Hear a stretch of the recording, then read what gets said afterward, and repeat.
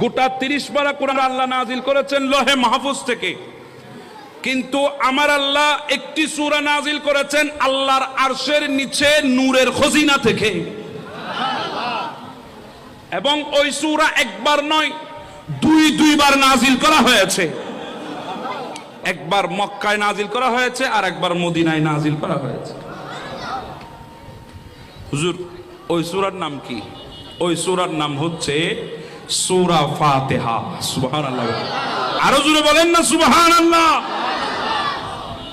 শুধু তাই না, আল্লাহ পাক রব্বুল আলামিন ওই কিতাবগুলোর মধ্যে পয়গম্বরকে যে কিতাব এবং সহিফা দান করেছেন, ওই নবীদের কিতাব এবং সহিফার মধ্যে আমার আল্লাহ বলছেন, নবী আমি সূরা ফাতিহার মতো এত বড় আজমতওয়ালা কোন সূরা নাজিল করি নাই। এভাবে সূরা ফাতিহা নিয়ে বলতে গেলে আমি অনেকক্ষণ বলতে পারবো।